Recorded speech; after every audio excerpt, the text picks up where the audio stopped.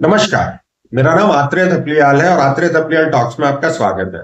जैसे मैंने पिछले वीडियो में कहा था, आज हम बात करने वाले हैं बांग्लादेश के बारे में। क्या बांग्लादेश जैसे हालात भारत में हो सकते हैं?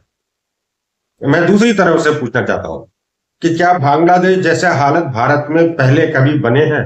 मेरे हिसाब से तो कई बार। देखिए, 1947 से 50 तक लगभग जब कॉन्स्टिट्यूंट असेंबली चल रही थी, तब भारत का इंटीग्रेशन भी चल रहा था, जिसके लिए हम आयरन मैन सरदार वल्लभ भाई पटेल को मानते हैं, जिसका आर्किटेक्ट, जिन्होंने हर जोर लगा के पूरे भारत को एक किया। अब चाहे कई लोग जबरदस्ती कहते हैं, एनेक्सेशन कहते हैं। आप सोचिए, आज छोटी छोटी कश्मीर में इशू के लिए इतना हंगामा हो जाता है, तब तो इंडिया एक कमजोर कंट्री था और कोई नहीं चाहता होगा कि इतना बड़ा कंट्री बने। तो उन पर भी बहुत इंटरनेशनल प्रेशर रहा होगा, लेकिन उन्होंने किया।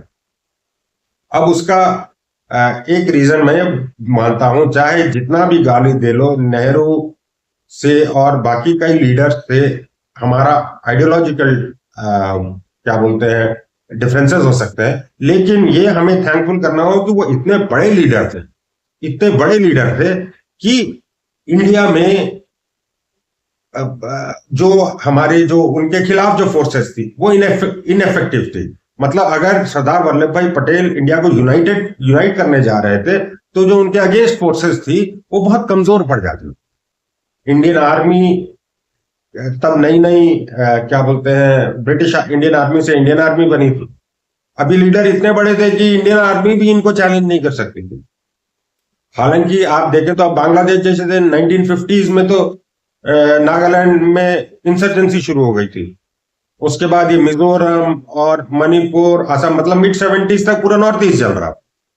अब सॉरी, जितना क्रेडिट मैं इन लीडर्स को यूनाइट करने के लिए दूंगा, उतना ही इनको मैं दोष भी दूंगा कि आप इतने स्ट्रांग थे, आप स्ट्रांग डिसीजन ले सकते थे, लेकिन आपने नॉर्थ ईस्ट को मैनेज ढंग से नहीं। तो जल रहा था नॉर्थ ईस्ट, चल रहा था। हाँ, उनके अपने आज भी कई लॉजिक दे देंगे कि नहीं ठीक था, ये था, लेकिन एक बात मानिए कि अगर हमारा देश इतना डाइवर्स नहीं होता, हमारी फौज इतनी डाइवर्स नहीं होती, तो नॉर्थ ईस्ट जल चुका होता है, नॉर्थ ईस्ट अलग हो चुका होता है, और आज भी वहां क्या बोलते हैं मतलब इन फाइटिंग चल रही होती है, सिविल वॉर जैसी सिचुएशन उसी टाइम पे। लेकिन वहां गोपीनाथ बोरदोले जैसे बहुत बड़े लीडर थे, और भी थे, लेकिन मैं जिनको जानता हूं और जिनका बहुत क्या बोलते हैं योगदान रहा है असम और नॉर्थ ईस्ट को भारत में रखने में, ऐसे लोग थे। तब हालांकि असम रेजिमेंट भी हुआ करती, वो भी म्यूटिनी कर सकती थी, लेकिन नहीं, इतने बड़े लीडर हैं कि इनके आगे नहीं किया जा सकता ऐसा। तब वहां द्रविडियन मूवमेंट भी चालू हो गया था, वो भी सेपरेटिस्ट था शुरू में, लेकिन कामराज जैसे लोग थे, कामराज जैसे लीडर थे, उनके आगे किसी की हिम्मत नहीं थी। फिर उसके बाद सब धीरे धीरे सबसाइड होने लगा। अब आप आगे और देखिए, जैसे 70s में जेपी मूवमेंट चला। आपको ध्यान होना चाहिए कि जेपी मूवमेंट ने में जेपी जो जयप्रकाश नारायण थे, उन्होंने ये तक कहा था पुलिस वालों को कि आप सरकार का आदेश मानने से मना कर दो। और आप सोचिए, आज की डेट में कोई लीडर ऑपोजिशन का बोले तो बोलेंगे एंटी नेशनल है, लेकिन जेपी नारायण हमारे लिए और कई लोगों के लिए ग्रेट लीडर है। तो उसमें भी देखिए, जेपी नारायण, अटल जी, ये आडवाणी जी, जॉर्ज फर्नांडिस, ये सब साथ थे। तो अब क्या ये एंटी नेशनल थे? लेकिन एंटी नेशनल फोर्सेस साथ जरूर देने आ जाती है इसमें। मतलब वो किस एंगल से आएंगी, कहां से फंड आएगा आपको, लेकिन वो सरकार को कमजोर करने की कोशिश करेंगे। तो वो भी एक बांग्लादेश जैसी सिचुएशन थी जहां की हालत खराब हो गई थी, लेकिन कई रीजन्स में उसका असर नहीं था। जेपी मूवमेंट का नॉर्थ ईस्ट में कोई असर नहीं था, क्योंकि वहां तो अलग ही आग लगी हुई थी इंसर्जेंसी की। साउथ में कोई बहुत ज्यादा असर नहीं था। तो आप देखिएगा, तो ये हमारी डाइवर्सिटी जो है, तो सरदार पटेल एक बार करके चले गए, सबको मिला के चले गए, तो उसका हमें फायदा बहुत बाद तक मिला। अब उसके बाद की बात करते हैं, तो अभी रिसेंट में देखिए तो किसान आंदोलन था। भाई, ये तो दिल्ली पे कब्जा कर सकते थे।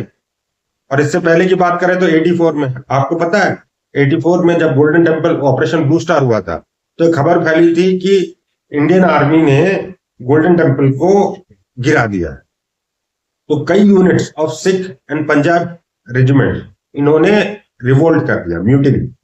ये आर्म फोर्सेस थी इंडियन आर्मी की, और ये अमृतसर की तरफ बढ़ने लगे। इनको इंडियन आर्मी की दूसरी यूनिट्स ने रोका, जिसमें एक नई नई बनी सिक्किम स्काउट्स भी थी।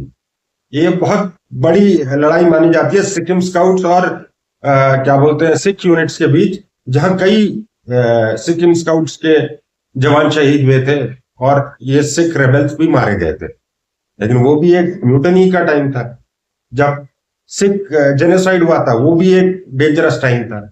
तो हमें कई चीजें याद रखनी है जो बांग्लादेश जैसी बन सकती थी।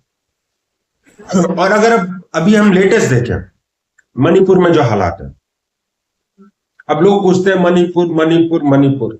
मैं एक सवाल पूछता हूं, जो वो इतनी गंदी हरकत हुई जहां कुछ महिलाओं को नंगा परेड कराया गया, मेरे मैदाई दोस्त से बात हुई थी, उसने कहा था भाई इसको जो सजा देनी है दे दो, कोई मैदाई इनको नहीं बचाएगा, इनको फांसी देना है दे दो, गलत किया है। और आप जानते हो उस टाइम पे मणिपुर का डीजीपी कौन था? आप गूगल करके देख लीजिए, वो खुद एक कुकी था, आईपीएस ऑफिसर। लेकिन वो तक कुछ नहीं कर पाया। ऐसी सिचुएशंस में लोकल पुलिस हेल्पलेस हो जाती है, क्योंकि उनके अपने लोग ही डिवाइड हो जाते हैं, इसीलिए फिर सेंट्रल फोर्सेस डिप्लॉय की जाती है। तो हमारी डाइवर्सिटी का ये फायदा है कि अगर एक जगह पे प्रॉब्लम होती है तो दूसरी जगह उसको सपोर्ट करता है। और जब तक ये डाइवर्सिटी रहेगी तब तक हम एक सक्सेसफुल नेशन बने रहेंगे। और जिस दिन ये डाइवर्सिटी गई तो समझ लीजिए कि हमारा अंत भी करीब ही है। तो होप करता हूं आपको अच्छा लगा होगा। मेरे जो वीडियोस होते हैं बहुत कैंडिड होते हैं, मैं कोई ज्यादा एडिटिंग या किसी चीज पे नहीं जाता, तो होप आपको ऐसे ही पसंद आए। और बाकी अगला मैं करप्शन इन इंडिया पे करूंगा, वो भी एक बहुत इंटरेस्टिंग वीडियो होगा। मेरे थॉट्स हैं, मेरे को लगता है मैं अलग तरीके से सोच सकता हूं। धन्यवाद।